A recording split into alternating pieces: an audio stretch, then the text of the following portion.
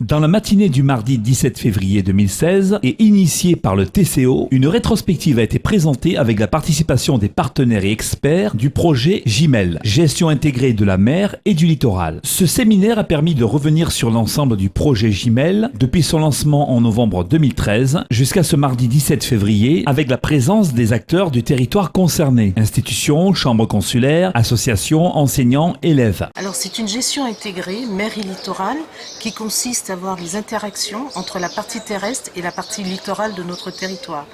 Alors c'est une gestion concertée, il y a eu 2 ans d'études sur la GIML, 2 ans d'études qui ont permis de collecter des données et qui seront ensuite partagées auprès des décideurs, auprès des aménageurs de demain, pour que nous tirions les conséquences de ce que l'on constate sur les impacts sur le milieu marin, pour ensuite faire des aménagements qui soient cohérents et adaptés. Alors l'État doit être le catalyseur, le fédérateur, puisque ce sont des sujets complexes avec de multiples acteurs.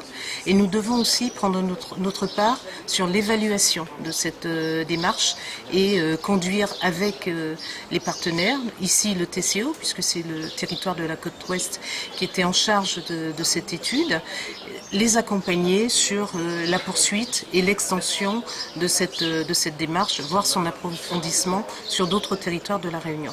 Alors GIMEL est un dispositif qu'on a lancé en expérimentation sur un bassin versant, celui de la ravine Saint-Gilles, de la commune de Saint-Paul. Cette expérimentation qui a été menée en partenariat avec l'État, l'université, différents partenaires, a été entamée il y a 2 ans et on arrive au terme d'une première phase de cette expérimentation. La journée d'aujourd'hui est consacrée justement à la restitution des travaux qui ont été menés et à la présentation du plan d'action que nous allons mettre en œuvre pour les années à venir. GIMEL est une approche importante en matière d'aménagement puisqu'elle permet de mettre en relation tous les acteurs qui interviennent sur le territoire terrestre, car toutes les actions menées sur ce territoire, surtout sur le bassin versant, ont un impact sur le milieu marin. Et on a constaté sur le bassin versant que toute action peut être extrêmement dévastateur si on n'y fait pas attention. Je prends l'exemple de la goutte d'eau, puisque c'est celle qui est prise par GIML.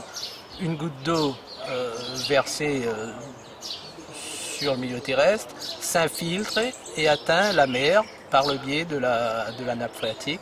Donc si on ne fait pas attention, tout va se transmettre à l'océan. Le TCO se positionne en animateur du dispositif. C'est-à-dire qu'il va définir les actions à mener, mais le TCO n'a pas un rôle central. Le TCO, comme je vous le disais, est un animateur. Il va mettre en relation tous les acteurs concernés. C'est le rôle essentiel de notre collectivité.